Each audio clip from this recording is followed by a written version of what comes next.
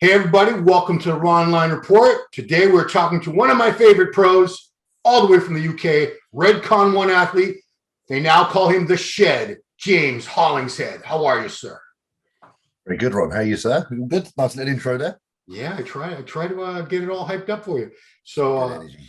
exciting stuff going on, but let's recap. I like to recap first. Your pro career, your entire pro career. I'm going to run through it in like 5 seconds. So Go on, man. you turned pro at the 2017 British, correct? British Championships. I did. Now that's a show only one person turns pro. Just one. You turn like 1,000 people pro at every show. That's crazy. But 2018 Prague Pro, 6th place. Tampa, I think that's where I saw you at the pool party. We had a good time there, but didn't place there. I think you were pretty flat at that particular show. 2019, a little better year for you. 3rd place at that big man show, which was Portugal, right? It was Spain. New York Pro. Yeah, right. Yeah, big man weekend. What were you saying? Yeah, it was big man weekend. New York Pro 8th, Toronto 6th. That was 2019. 2020 was the year for you, though. You started working with Patrick Tour, your new coach, in 2020, I believe. Yeah, begin. Like, I think even in March or something. Okay, so right in the middle of, just as quarantine was beginning. Yeah. Of course, luckily, King's Gym, you're part owner of it, correct? So you could train whenever you wanted. So I had the keys got in there and managed to do my preps. I would hope so. And that, which was first? Was it British Grand Prix first or Spain? Spain. So that was Europa Pro. You won that first pro win. Yeah. And then, of course, people knew you were going to do the British Grand Prix, of course. And you won. Well, no. Do you know what? I didn't know I was going to do it though, because I wasn't going to do it. I wasn't going to do it, Ron. Really? Why would you not do that show? Because I was like, me and Patrick at first were like, let's shut it down for the Olympia and focus. There's a reason why the British, which I'll obviously explain if you want to know. Yeah, I want to know, because after Spain, you were planning on going to the Olympia last year. Was that what's the plan? Tell me how the plans changed, because I don't think we ever talked about this. Right. So all it was, this is what happened. So obviously the UK started shutting down travel, and it looked very bleak for my opportunities to get to America unless I leave immediately. And I didn't leave immediately. I was still umming and ahhing about what I'm going to do. So by the time I kind of came to a realization of what's going on, I had 2 decisions on the table: is do another show and try and qualify for next year, which is this year, or go to Olympia now and get done. And I chose to opt for the latter. I put it on the line. I was like, I think I can win the British. I think I can qualify for us for the next one. And I think that we'll have more time to get ready. And hopefully all this COVID bullshit will be long gone by then, which is obviously not. But so I was basically just trying to set up a cleaner run into the Olympia. That's what I was trying to do. Okay. Because see, I didn't know. I had assumed, which always makes an ass out of you and me, assuming. I had assumed that you didn't feel you were ready to make the best possible impact at the Olympia after you won the Europa, that you wanted more time to improve. I didn't think you ever at any point had planned to do that Olympia, but you did. It was just the travel restrictions and that. Yeah, I think initially I planned, like, probably for, let's say, the first maybe 7 to 10 days after that Spain show, Olympia was on the mind. Okay. And then that's when we were like, okay. I said, Patrick, what do you think about this plan? And then Patrick came to the agreement that the plan that I put in place was actually a wise one, and it did work out. So, you know, it could have been horrible. Imagine not going to the Olympia and doing the British and losing. I mean, who were you going to lose to at that show? Like, who was? I was like, no one. I've beat them all. I beat you all last week. I was like, I think it was a few weeks after the Spain. I thought, you know, the person who came closest to me who's doing it's Regan. And it was pretty much the same lineup as Alicante, I think. It was very similar lineup. A more condensed one where, to be fair, some of the Brits looked a lot better in the British because they had a few more weeks and they actually ended up looking a lot better. Yeah. So it was a harder show, actually. I think even though it was smaller, the quality of everybody was a bit higher because they had a little bit longer to get better. Do you think you improved from Spain to the British show? By a touch, yeah. I think marginally. I didn't have as much leeway to improve as some of the other guys because they kind of some of them weren't quite ready at their first show, and then they were ready at this one. I was ready-ish in Spain. I could have been a little bit harder, and I did what I had to do from Spain to obviously Britain. But so my changes in my physique probably weren't as noticeable as some of theirs, but it was still enough. Yeah. Now, what'd you weigh at those shows? You can pick either. I was about like 255, I think, on both of them, roughly. Wow. Because when I first saw you compete 2018, I want to say you were about 20 pounds less than that, maybe. When I did like the Tampa and the Prague, I was like 240. Oh, okay. Yeah. So 15, I was about 15 pounds lighter, and maybe even a little bit lighter than that on the day, to be fair. I might have even been high 230s. Yeah, because since then, I know body weight's not everything, but you've never gotten remotely out of shape this whole time. You've stayed very, very lean for off season. And I want to say you pushed it past 280, haven't you? Yeah, God, I float around 300, 301. I was 301. I was 301 in this kind of shape for the majority of this off season. Wow. Okay. Which, there is heavier guys, but I think when you like weigh up condition, proportion, body fat, like I think I thought it was a really good place to be for this prep. Absolutely. Because so if you're like 255 at the shows you won last year, I'm guessing you're going to be at least 10 pounds heavier this time, at least. Well, I don't do numbers, but Pat even said so as soon as we like diet starts, he went, okay, 26 pounds. I was like, okay, 26 pounds. And I was 301. So you take 21 off 301, 26 off 301, and that's 275. He said between 270, 275. Wow. And I trust. I trust him. I mean, I've seen Patrick's calculations with people before, and he's usually right on. He's never off by much. Wow. See, because when I first saw you years ago, you were already a big guy, but I said, this frame, I know he could fill out those muscle bellies a little more. And if this guy was fuller and kept the small waist and everything, he'd be really, really good. And here we are. Yeah, it wasn't that long ago. Well, I appreciate that, man. We're getting there. They're still learning my body a bit. I still find some irritation of certain foods. I don't know the cause of some, sometimes you get a bit of bloating. There's little things like that. Like I'm still trying to suss out my physique and my body, but we know more than we did, and we've already had some good success. So I think knowing more than you did, and being committed and determined to be even better, I think it can only lead to really, a better physique come next time around. Which I'm confident that we're going to get to Olympia and be. I think people are going to turn their head, and I think they're going to be really impressed. And that's not like from an egotistical standpoint. I just mean from a bodybuilding perspective. I think people will be like, "Wow, this is a great physique," and that's what I hope to bring. I'm just curious. Last year, when you had the qualification, you didn't go. Was there any backlash, like on social media, that people were upset because everyone's fighting so hard to get to Olympian points, and they're doing show after show, and here you win a show, and you pass by the Olympia? It was. I think people were pretty understanding, considering like how travel was such an issue. Like I would have had to have gone to another country to do like a 2-week quarantine, which, like, when you're like 10 weeks out or something, taking 2 weeks out of your 10-week prep is too much, in my opinion. I've got that Dorian mentality where even a day off of plan is too much, and I just wasn't willing to skim that first bit off when I could try and qualify for the next one and not have to do that. I'm seriously like gun ho. If it's not going to be, I say if it's not going to be perfect, then I won't do it. And that is kind of my mentality, because everyone say, "Oh, but you can't control everything, so nothing's perfect." But I'll control as much as I fucking can. Well, but, where's your left arm? Pull up the sleeve. What does it say there?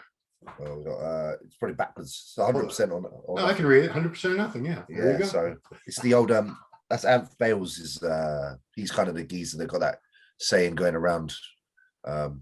He's got that on all of his clothing and stuff. Yeah, I have one of those big plaid shirts with the huge logo on the back. Says 100% nothing. See them over there? Oh yeah. I've got plenty of those. They're really good tops, to be fair. A little shout out to Amp Bales for the tops, because they on those few days where you don't feel like a bodybuilder and you put one of them on, you feel like you're a bodybuilder again. Yeah, you posted quite a few pictures training those, so and yeah, it was worth giving a couple free shirts. I assume they're free, but I have to talk about the strength thing for a minute, because there's very few guys now that are moving crazy weights with good form, and you're one of those for sure. Because I don't have much respect when I see people throwing a lot of weight around. Like, big deal. I know the muscle's not being activated. I know they're not really accomplishing anything. It's just for their ego or to impress people on YouTube or Instagram. But man, you control the hack squats with every freaking plate in the world on there. Barbell rows with 5-6 plates. Just insane. Are you still trying to get stronger? Because you're at such a high level of strength now. It's hard for me to imagine you getting any stronger. if I'm honest with you, I go with how I feel on the day. Like I might squat 7 plates one day, I might squat 5 another, and that's just me being honest. No, but honestly, so look at the difference between that. So there might be a day where I do 5, there might be a day of 7. The variance is sometimes quite extreme, and although a coach would probably say you need to keep consistency in your lifts, that is true. But then I'm also very aware of my body and what it can handle on any given day. There are certain times where nervous system, just fatigue, things like that kick in, and I'm very aware of when I can't push like I can. But on the days I can, don't get me wrong, I get it and I rip it off the ground and I'll do it. And yeah, a lot of it is for social, but it's not for social. It's for me, but it's also for me to show this is what it takes to actually be who I am. I'm not saying everyone has to lift the weights I lift, because there's a lot of bodybuilders that, number one, are better than me that don't lift like I do, and number two, there are some that are stronger than me as well. I'm just showing you people, like, my approach is that everything has to be a full effort, and effort can be 100 reps with a good weight, or it could be 6 reps with a good weight, as long as you're like pushing yourself to your limits. And often I find myself definitely getting into those kind of 6 to 8 rep ranges, at least for one set of my workout, and recording them, just because I'm trying to catalog my training. I'm trying to catalog my career, like, because there's going to be a time where all I have is that. Yeah, absolutely true. Yeah, just going back to what you said there about how you won't lift as heavy on some days because it's not a smart thing, because that's usually when people get hurt, is when they try to force the issue. They're getting signals that this isn't the day to go 7 plates, but they do it anyway. And they tear a meniscus or a quad, or they blow a disc out or something. That was my issue with DC training, is they wanted you to go up, up, up all the time there was nothing. And that is why I don't use a logbook. Because although I do like logging, it would put me in a scenario where you're weighing up the logbook's wants from you, and your own personal self understanding of your physique and your capabilities. And I used to find myself with a logbook sometimes overreaching a little bit, because like you say, the one premise behind the logbook is to beat the previous effort. And as much as I'd like to be able to do that all the time, it's just not always humanly possible. Right. Yeah. I mean, Dante's a very bright guy. I would never disparage him in any way, but I just don't think that progression, that state progression, takes into account the things like, maybe you're coming down with something, you don't know it, or you had a long drive, or stuck in traffic like you were today. There's a lot of things that can affect your strength on any given day. I think a smart person, what they would do, and I think Dante would say the same, he would log from an approach that if he's smarter and he feel that day he didn't feel good, he would write down the training still and explain why. So that he would log his reasoning behind. But I just know, for me personally, like I said to you, the encouragement to try to go beyond would sometimes outweigh my own sense. So it's personally not great for me. It's great for Dante and guys like that, because some of them are a little bit more, I suppose, self-aware and able to, log such things as emotions, as feelings, as fucking variations in the day. I'm not really like, I ain't got time for that. I just want to train. I just want to get in there and do it, and then go home and eat my meals and get to bed. Yeah, but I've said this before, not about just me, but with other bodybuilders who are super, super strong, there is an extra level of respect, because there's a lot of guys out there who don't have the genetics to have a really great physique, but they can get pretty strong. So if they see somebody with a great physique and they're not using as much weight as they think that guy should be using, they sort of look down on them. They go, it's all fake. It's all the drugs. It's yeah, they do. Yeah. And sometimes as a bodybuilder, you've got to support the brotherhood, a little bit, like show that some of us can lift some good weight, like, because you can't get shit on from people that are stronger, because they're like, oh yeah, if you weren't, bodybuilders don't lift much, they just pump themselves up, and that ain't necessarily true. Like, for a large percentage of trainees, like the Hunter Labradas, the Ian Valliers, the Kim Williams, they're all really lifting hard, man. The Mackies, they're all really lifting like they are powerlifters. So there's got to be some credit, I suppose, sometimes shown to some of those guys who certainly go above and beyond to not only like build a great physique, but also to be great at performing, because performance is a whole other aspect of bodybuilding. Like, people don't consider how they look at your physique and they're like, yeah, that's everything that a bodybuilder is. It's not. There's performance as well. Right. As far as your training, does Patrick have anything to do with programming that, or you handle all your training on your own? Patrick does everything actually. Okay. Patrick does all my training. Yeah, so Okay. he literally, it's funny because he's just literally WhatsApped me now to say, "Good evening, James. Hope you had a peaceful time visiting your mum today." So this is the type of coach he is. I like to show, he knows what my day's involved and what it's about, and he's the first guy as a friend to reach out and say, "Yeah, I hope you have a nice day." He's a very good person, Patrick. Yeah. No, I've had the pleasure of having a couple meals with him at the shows because Giles is a good friend of his, and yeah, cool guy. I mean, if I ever was going to hire a coach in this lifetime, I'd probably hire Patrick. It's how laid back he sounds as well. The old Swiss, like I don't know, it just sounds like they're always like, I don't know, like his heart rate probably never gets high. It's always chill. He is very calm. You're right. Very calm. Yeah, very calm. I did see one thing you did on the Redcon One YouTube channel. You just had a 3-part question and answer series. Check it out, guys. He wide range of topics. Trust me. One of the things you talked about was for your Olympia prep, you want to finish the last 6 weeks. I don't know if you were going to be in the States but you said you wanted to be situated. So I assume you want to be in the US the last 6 weeks. Where are you going? Everyone wants in an ideal world, yeah. Like I was speaking to Rudy, obviously, my manager at Redcon, athlete manager. Yeah. I wanted to get out there actually earlier than this, but because the UK is still not permitting travel to the US directly, that's why I haven't gone yet.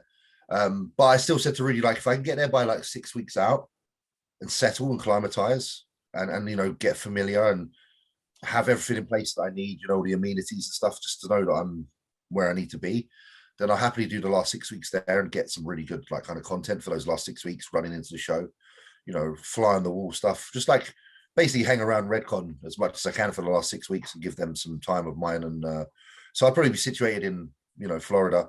I would like to go over and see Flex, because Flex and I speak quite often, and he's like, when you come in to visit, and obviously he's opened the new gym, and I'd love to go to show some support, and he's obviously a fellow Brit, and it'd just be nice to kind of catch up on a friend level, not even just a bodybuilding one. So 2 places I'd like to be like really is between Florida and Vegas, if I could, for that last 6 week period into the show. So Rudy Leandri III is who we're talking about, guys. Have you ever met Rudy in person? Yeah, I love Rudy. I never met him in person until this Nashville opening a couple weeks back. He's a character. He's an enormous human being. He's actually massive. He's fucking huge. He's like 6'3". I bet he's like well over 300 pounds. He's a big guy. I don't think people understand, and he's a strong guy as well. But he's he obviously has the Meathead Nation. He's the epitome of Meathead Nation.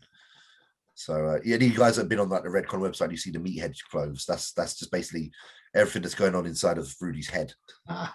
Yeah, the Nashville is probably not on the radar. It's just too many places to go on.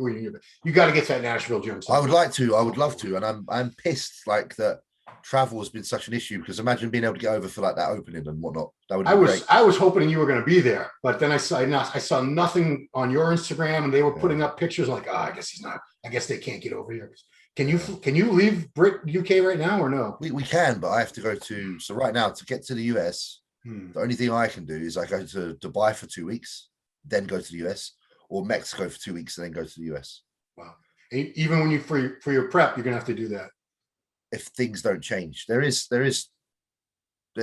talk that things will be like kind of loosened up, and we will be getting moved from being on the whatever the amber list or whatever it is to like the green list. But until it's done, you can't. I can't hope. I need to fucking know really. So the worst case scenario, like I say, then I have to go over. The good thing is, like say Dubai, for example, a lot of my friends are there now because it's kind of the in thing. Loads of them are living there and loads of them are training there. So if I did get stuck and I needed to go somewhere, I could go there first and then go to the US from there, which obviously it's a very long flight, but you got to do what you got to do, don't you, at the end of the day? There's a ton of Brits in Dubai now, aren't there? Loads. Yeah. A lot of friends of mine are over there. They actually live there. A lot of them reside there now. They're all coaches, so they don't really have to be here. Why not?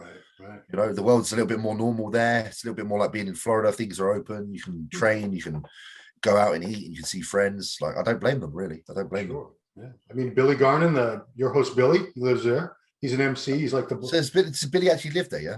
I believe so. And that the young guy that tore his pec, Ryan Crowley, I think he lives. Yeah, he lives there. I got many a friend actually. There's a couple of pros like Darren Farrell, Jamie Dorego. That's right. You might end up there. Who knows? But well, I can see. I put it this way, Roy. I can see why they're there right now. I can see why they're there. I'll get into like improvements you're making and stuff, but I got some random stuff I really want to get out of the way because hair loss is a thing a lot of us are concerned with. Yeah. I've got the same bald spot my dad had, my older brothers have, my younger brother has. I've had some success, but I've saw on your Instagram there's some serious hair regrowth happening with you. Considering I had none on top. That's none. what I'm saying. It's we need to say to people this now. Look, we're by no means saying this is exceptional and that this is where everyone wants to be, but progress is from where you were. I've never seen anyone get it back up front. Ever. No. I was like, what? It's actually freaking look like. Yeah. So my hair ended there, Ron. I know. I remember because I could see even when you had a clean shave, you can still see where the hair follicles end. There was nothing. This was completely clean, no hair follicles. So I guess you've been doing 1 milligram of finasteride a day, using minoxidil, which we call the trade name here is the brand name is Rogaine here in the US, but minoxidil. You're doing that a couple times a day. And the shampoo from a company called Suns, which I assume it's a UK based company. I think it's UK, and you know what, they provide you with all the stuff. So that they provide you with the finasteride. Oh shit! They provide you with the saw palmetto shampoo. They provide you with biotin vitamin tablets, and finally the midoxanil. So it's a package. I buy a package from them every month. Wow! So the shampoo, saw palmetto, cedarwood oil, hibiscus extract, and tangerine extract, and normally, years ago I would have just been laughed at that, but now I'm like, so would I. Honestly, I would have gone fuck off. Sounds like a bunch of hippie bullshit, but Jesus. It was the reason I did the finasteride was just because I know that Ian uses finasteride, and he's never had any experience of hair loss, and he kind of contributes that to having it there from day dot. But I'm like, you know what? I'm going to just try it. Like I didn't expect anything to kind of. I don't want like it's going to regenerate it by any means, but I am very happy and very pleased with even the small results now. And I was, in the future, if I do decide to get a transplant, which I might. Who gives a fuck? I might. It'll be less work to do than there was, put it that way. Yeah. And I'm just on the hair loss thing because a lot of guys watching this, if you're not dealing with it now, guys, you will, trust me. Unless you get hit by a car and die tomorrow, you're going to deal with hair loss. Yeah. So I guess my next question about that was, do you have to avoid, we talk about gear. Do you have to avoid things with high DHT like a Proviron and Master? I don't think you do, because the finasteride is a DHT blocker. So listen, so as far as I'm aware, because I'm using Masteron now, obviously a lot of people are like, no, don't use it now because you're trying to get hair back. But I would imagine that the finasteride, to a certain extent, blocks a certain amount, which is responsible for that. There's obviously going to be some DHT, but there's obviously it comes down to the equation of how much causes what, like side effects from any drug, how much of it is causing the point of where something becomes an issue and how much is actually not. I'm assuming that since I've introduced finasteride, again, this is just assumption, I'm not a fucking expert. Right. I'm assuming that's just kept the DHT levels in at bay enough to allow for this to occur. And that's the only way I can explain it. Like, I know, to be fair, Patrick probably knows a lot more than me on this kind of subject, but from experience, that's what I think is occurring, and I think that's why I've managed to even get this little bit back. Yeah, I mean, that's encouraging. Like, how old were you when it started to recede? So I had hair in 2015 because I grew it back after I won the British in 2014. Okay. I think it started thinning like around about that end of that year. I started picking it a lot. I was getting a lot of anxiety in the year, and my way of dealing with my anxiety was it was like a tick I had. I used to pull my hair up on this one side, and then I shaved it after that because I was like, I need to get rid of it because I'm just pulling it.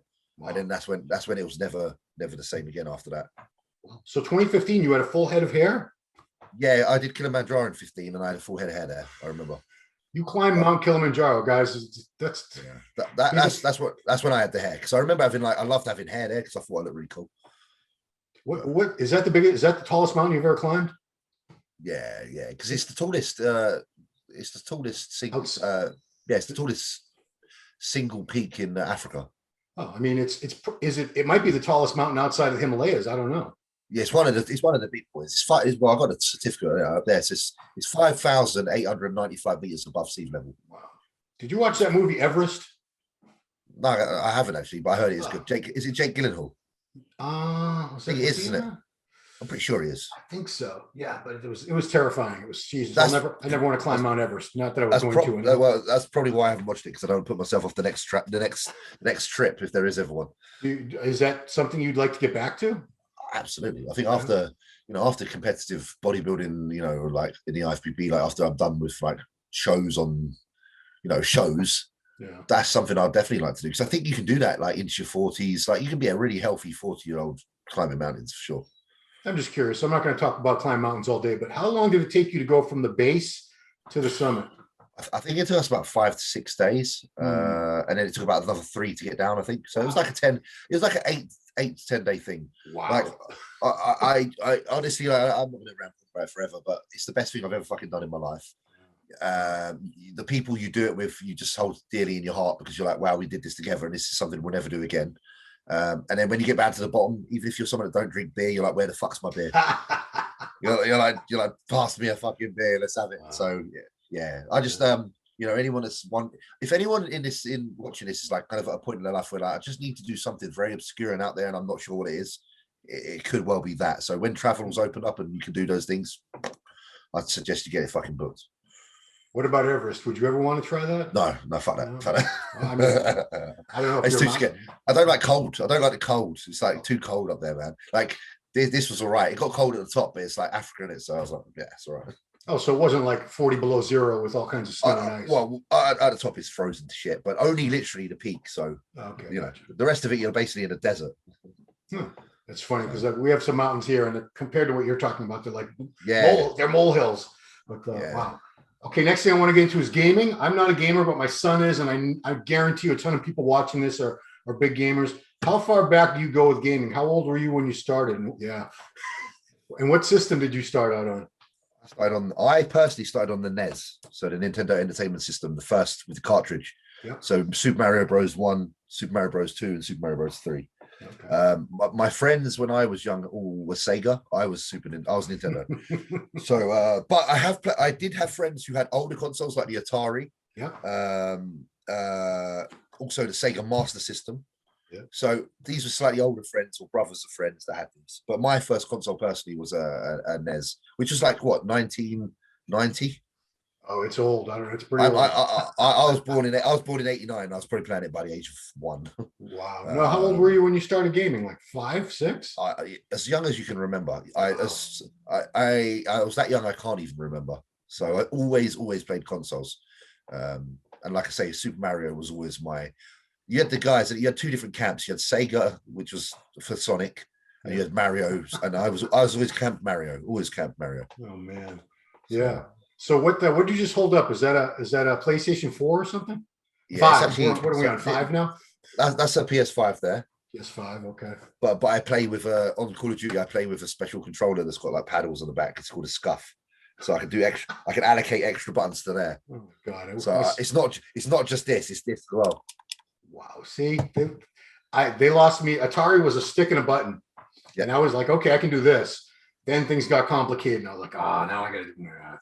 But I think you can pick it up quite quick though, because honestly, I've got friends into play. I've had a friend that never played console in his life. Yeah, I don't know where he was that whole time. He's the same age as me, and his first console I got him was a PS4, and he's not that bad. So there is hope for him. A lot of the kids, my son, most of the time he's not on he's on he puts everything's downloaded to his PC. He's on his PC.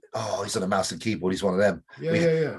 We despise them people because they're really accurate. If they're playing with us, they're so accurate. So, okay. See, I didn't know if that was an option or if that was a whole different thing. Okay. No, you can. We can cross, like, especially so we're playing Call of Duty, you can cross play. So a PC put out like your son could play against me on my PlayStation and kick the shit out of me. And you are on Twitch at The Shed Is Here. I am on Twitch. The Shed Is Here. And everyone's welcome there. We have a nice little community there where, most nights I stream for a couple of hours and people just join the chat and we just chat shit, whether it's about bodybuilding or not. It's just an easy little place for people to pop in and have a chat. And it's cool. There's nothing more to it apart from that. How do you keep from like being on there for hours and hours and hours though? Just having to be a bodybuilder because I've got to go to the gym and have to eat. Well, you must get hungry. That's the thing. Yeah, so yeah. They lose track of time. My son loses track of time. And I'll say, kid, I'll walk past the room and it's 3 a.m. and I can still hear him going. I'll come in there and say, go to sleep. What the hell are you doing, kid? How old's your son now, bro? 21 going on 12. Yeah. So if I was 21 and I wasn't doing this professional bodybuilding, I would definitely be up till 3 o'clock as well. Wow. I don't blame him, which is bad because I don't want to give him consent, but I do get it. I understand. It's very escape. It's fun. Like honestly, especially now, like it's online. You're talking to your friends. Like you are. I know it's not the same as socializing out and about, but it's kind of better in ways because you're in the comfort of your own home. So you haven't got, at the end of the day when you spent all day with your mate and then you're like, oh shit, I've got to get home now. Yeah. You haven't got to do that now. You can just like talk and then say, see you later, just press a button and say bye. So I mean, they don't talk on the phone, these kids, but they'll talk on these headsets to each other for hours and hours and hours. Absolutely. And that's the new way. That is just the way it is now. Phones are irrelevant. It's all about playing games and talking. Oh, I'm 51, and when someone calls me, I'm like, why are they calling me? Why didn't they just text me? Nobody wants to talk. Nobody wants to talk anymore. I'm like that. I would rather talk like this and like that on the games. I don't like answering the phone. I don't like holding the phone. I think that's so inconvenient. Let's put it on speaker, but that's better for me, definitely. And last gaming question: what's your current game that you're really into right now? I obviously love Call of Duty, but the latest game I played, which was fun as well. I'm a massive fan of the Resident Evil franchise. So I did have a dabble on this and finished this. It's Resident Evil, the newest one. Wow. So that's always fun. They've been around for a long time as well. The first one of them I had the first Resident Evil I had was Resident Evil, the first one on the Sega Saturn back in, I think it was 1995 or 6. And that game, it's an 18. How old? And I was born in 89. I was 6 years old and I owned an 18-year-old game. Wow. My mum was great. Yeah, one last gaming thing. I promise, guys. I went to a place because I confess I'm horrible at video games. But I went to a place. It's a free play. There's a few of them around the U.S. now. It's all the old arcade games. You pay $5 or $10 for a cover charge, and you play unlimited all night. Any game that's open, you just go over there. That's awesome. Not only that, they have everything rigged so that if you just keep hitting the one player or whatever, every time you die, you can keep going and going. So you got infinite lives. Yes. So I was on House of the Dead, which is a shooter game. House of the Dead's great. Love House of the Dead. I suck normally. I'm dead within like 90 seconds. I was going for like an hour. When you got that button, when you got that button, it doesn't matter if you're bad. Yeah, it was the trigger. Here's a gun, and the other one was always like. Yeah. I had to restart every 10 seconds. Anyway, fantastic. All right, I love it. It's enough gaming stuff, guys. Bodybuilding. We're back to bodybuilding. So, size in general is something I've seen you accumulate a lot more of. What areas of the physique do you feel have come up the most in the last year? Everything. Yeah, like everything's kind of got up a bit. Like there's obviously still areas that I feel that aren't as far ahead as other areas. Like, but I feel like I don't know, shoulders and arms has always been the one thing that when I diet seems to fade away the fastest. So I have to be quite careful with that. But they're kind of in a good place now. If I can keep them relatively close to where they are now, even through a diet, then I'll be pretty happy. But I think my back's progressively getting a bit thicker, and my legs are progressively getting thicker. They're kind of responsive. I feel like my quads are very responsive. But yeah, like everything, I think everything's growing at a really nice. The thing with bodybuilding, if I reach a point where I feel like nothing's moving forward anymore, then I would be done with it. I think things are moving at just enough rate that I'm happy enough to continue. So I think everything's come up a touch. When you say that, I mean you're gonna max out at some point. I don't know when. There's gonna be a point how much more size do you realistically? You're going to be a 270 rough, give or take, on stage at the Olympia. I mean, that's a lot of muscle mass on a human being, for God's sake. Yeah, I suppose then what I would do then is it's the refinement factor, isn't it? So I could say the other end. How much detail can I bring out of that said muscle? If I reach a point where I literally reached a point where I'm as large as I can be, and I'm as chiseled as I can be, then that's when I'm like, okay. Obviously, you might be in a position where you're like, if I repeat this look and I'm doing well, then it's going to get me more success because it might be good enough to win. Obviously, but if it's not, that's when you have to think, okay, shit, what am I doing now? But I've got goals still for the meantime. I'm very happy in knowing that there's still more space to fill and there's more condition to be had. So I'm nowhere near the end of my pursuit yet. Put it that way. I hope not, because you're 31 years old.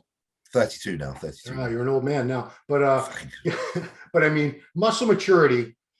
That's something you do see progressively improve as years go by. You're only 32. How old were you when you really got serious about bodybuilding? Um, it's the funny. Okay, so it depends because I started competing when I was 18, but then when you're really serious, you actually start doing everything right. I think 2014 was when I really wanted this to be my. I wanted this to be my thing. You know, I wanted to be a professional at 2014. So that's a good few years back. So 6 years or so. I would reckon you still have a good. You're going to keep getting better and better. Maybe size wise, I think you're probably going to max top out in a year or two. You're not going to need any more size. That point, like Rami, does Rami need any more size? No. I think like me at like 34 to 35 is going to be my peak. Yeah, I agree. Yeah. And I mean, you're this good. I've seen such a progression in just the past 3 years. If that continues at that rate for another 3 years, you know, I don't make stupid predictions like, maybe he's going to be Mr. Olympia, because I've said that before about people in Levroni, Sean Ray, Flex Wheeler. Yeah, of course. But you never know. But I mean, you're going to be, if that happens, if you continue that progression, you're going to be right up there. You're going to be fighting for the Olympia. If not winning it, you're going to be one of those guys that everyone's going to be rooting for to win the Olympia for sure. You know, and I feel like that because I wouldn't do it if I didn't. I do feel like, especially like the lineup and the change of guard now, like how everything's the new guard. Like you have Ian, you have Hunter, you have Hakim, you have Justin, Nick. Like it's all like the new younger generation coming through. And, you know, I look at myself in comparison to them because that's what this bodybuilding is about. And I do prefer what I have. I prefer from a like if I'm trying to even not even from like a personal perspective, but I try and look at it from almost a mathematical equation, like part for part, piece for piece. I think that potentially I can be better than most. Yeah. If it happens, that's a different thing, but I'm going to try. Well, I mean, it's done mathematical. You're looking at, I always look at structure and shape because those are the two things you can't change those. No. You can get bigger or smaller version of that physique, but it's always the same physique. You might bring up a body part or this and that, but if someone's got narrow clavicles, they're always going to have narrow clavicles. If they got wide hips, they're always going to have wide hips. Big wrists and knees, you know, you do have that structure and that shape. It was just a matter of time to really fill it out, which you're doing. Yeah. I mean, you know, I know you do a lot of this. You're trying to carry on the legacy of your good friend Luke, and I think you're doing a spectacular job, honestly, James. Very, very appreciated. I appreciate it, Ron. That is, I say all the time, like I have these conversations a lot of the time when I train, and it's very easy for me to have the fuel because I said it before, I'm not doing it for myself.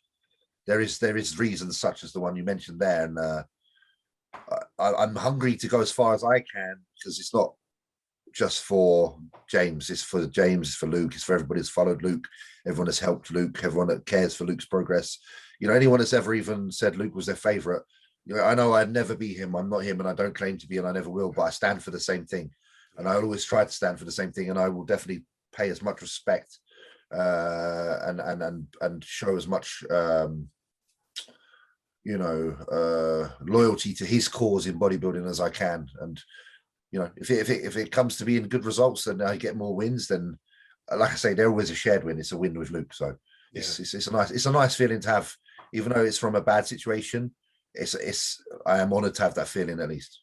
Yeah, and you know, he was going to do great things in the sport. There's no doubt in my mind. And, you know, I believe you're. You know, if you would ask me if I had seen you in 2018 and someone said, "You think he's going to go this far?" I'd be like, "Yeah, I don't know, maybe." Now that you're much closer to that look that I envisioned you were capable of, now I can see it. And just to go back, I think it's really cool that when you won the British Grand Prix, you came out with the Luke shirt right before your posing routine, didn't you? Yeah, that was in Spain. In Spain, I had Spain. And I didn't plan that.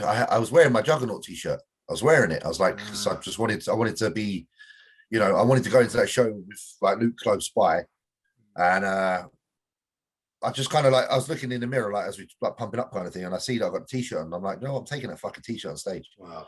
Like people need to they need to know why I'm here. Yeah. Like, and I'm going to lay down the foundation for why I'm here. And it was spontaneous. I didn't have that planned at all. It was, wow. I think everybody assumed you had that plan for weeks, you know? Not at all, man. It was like the picture was looking back at me. It's Luke, I got the t-shirt in my drawer because I'm keeping it because it's obviously an important t-shirt.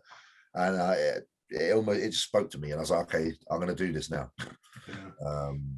Yeah, man. So we'll talk closer to the Olympia. So I don't want to make this our last conversation for the Olympia, for God's sake. But the way things are coming together for you now, are you very, things usually happen for a reason. Things usually work out for the best, even though they might not seem like it at the time.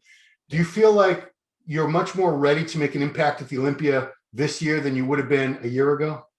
Yeah, I think so. I think I'm relatively good at creating a bit of a buzz. Like, I think I'm not shy. I'm not quiet. So I like to put progress pictures out there and feed the it's a bottomless pit out there. They need more content. Yeah, I'm more than happy to contribute to that, like the other boys do. So I think the more time we have before, and the more progress pictures go out, the more posts, the more videos, the more socials, it can only be a good thing. And I'm not forgotten. I'm not a forgotten factor. My name's still on that list at the top when you look at who's qualified for the Olympia, because I qualified first. Right. So every time they post that list, I'm motivated. I look at it, and I know other people can see it as well. And I'm like, you best be highlighting my fucking name, because I'm coming there to like not just do well. I mean to do better than anyone's done in the previous. Like I want to do better than anyone's done probably since Phil. Phil done incredible. He got third in his first Olympia, which is just nuts. I'm not saying I'm going to do that good, but I want to be doing something special. Put it that way. Well, you never know. Yeah. You never know. You never know. You cannot write yourself out. I've written so many people off over the years, and they came back and proved me wrong, that I don't write anybody off anymore. I say, you know what? His condition is shit right now, but next time he might come in shredded. Who knows? It's like Lionel Beckie could turn up at this fucking Arnold and win. Right. Yeah. Cedric might come in just shredded out of his mind. Who knows? Exactly. So you just can't with bodybuilding. It's one of those. There's just sometimes it took that person hearing all the shit talk about them to get their best. Call them shit, say they fucked up, say they didn't peak. But there's so many times. At the same time, I do like when I know someone's reliable, when I don't have to worry. Oh, yeah. Especially if I I like you, you're a cool guy. I want you to do well. So the fact that I don't have to worry, you've got Patrick, your shit. I don't think you're going to show up like super flat or watery, or, I'm not worried that you're going to come out there and be like, oh no, what happened to him? Which it does happen, and again, we've all experienced it in ourselves probably in the past, and certain shows, even yourself. Oh yeah. But then when you find that right formula and you're right to find the right person, it's a lot less likely to happen. Absolutely. Cool, man. Any shout outs, anybody you want to thank before we say goodbye? Just the usual suspects, really, like Aaron and Eric, obviously, for just letting me be part of what I consider the biggest and best supplement company in the world, in regards not just to supplements alone, but like just the way that they treat people. Like there's no pressure. They obviously have a job to do, but they also are very supportive of the grind, and they know that you're out there working your ass off to be the best bodybuilder you can, and they're supportive of that. So I obviously appreciate them. Appreciate you for letting me come on as a relatively regular guest. It's nice to catch up. My pleasure. Yeah, man. And just to be fair, just anyone that gets in touch, I'm very fortunate to have really cool people reach out daily and just throw nice words my way. And even the ones that don't, and even the ones that doubt me a little bit, I appreciate that as well, because we're all entitled to our opinion. And it'd be a boring world if everyone was happy, smile all the time. So you need a little bit of contrast. So I appreciate everybody, to be fair. As long as you support, I appreciate everyone as long as you support what we do. Right. They're the people the trolls who I can tell they have no interest in bodybuilding, or I don't know why they bother. It's like, I don't care about golf. I'm not going to go troll a golfer. I don't care. Those are the ones that can slightly go and do one of those. Whereas, the ones that love bodybuilding and have an opinion on a physique, that's fine, because you're allowed that. So, all right. So Instagram, everybody, it's Hollingshead. Yeah. Hollingshead 89, the year he was born. Shed is his nickname, but don't go looking for that. Twitch is The Shed is here. If you want to challenge him on one of these games, Call of Duty maybe, he's up for the challenge. He's got his own YouTube channel. Just your name, right? James Hollingshead. Yeah, James Hollingshead. You just type my name and it'll come up. Literally, it's quite active. Probably put out a couple of videos a month at the minute. It'll get a little bit busier as we get closer to the shows, and obviously Redcon's YouTube's got regular features as well. So we're relatively busy on the content. So if you fancy watching any videos, guys, just check them places out. Let's crank it up more as we get closer to October 7th, Orlando, Florida. Yeah. Absolutely. Once I start looking good and I can wear a vest, I'll be on, a few more videos. What do you guys call a vest? Is a tank top? Yeah. A vest I would say is a stringer. Okay. Tank top, I would say tank top's more like what I'd say is like a thicker, wider strand. But that's just the why. Because you know what a vest is to us, right? I don't. Where's a vest to you? That's like, so if you're wearing like a three-piece suit or something, so you'll have like a dress shirt and then you'll have like a vest underneath that has no sleeves, and then you put the jacket on over that. See, we call that a waistcoat. Yeah, that's right, waistcoat. Yeah, Giles, because Giles always has those on. There you go. He's a dapper man, very well dressed. He's Mr. Waistcoat, Mr. Waistcoat. Oh boy. All right, cool. Well, thank you so much, James, for taking the time. My pleasure, man. It's good to catch up, dude. So you guys know it is 10:01 p.m. as we're speaking for him right now. He was stuck in traffic for hours, and he still, like a trooper, did this with me. So thank you. Appreciate that so much. It's all good. One more meal to go down. Got to stay up and eat. So it's all good. It's bodybuilding. What time do you go to bed usually? Around about 12. Around about 12. I've got a couple of hours in. So. Okay. It's a little late night meal. That's fine. You know what you're doing. All right. Exactly. All right, everybody. Thanks for watching this episode of the Ronline Report with the Shed. James Hollingshead, just starting prep for the 2021 Mr. Olympia in Orlando. We'll see you next time.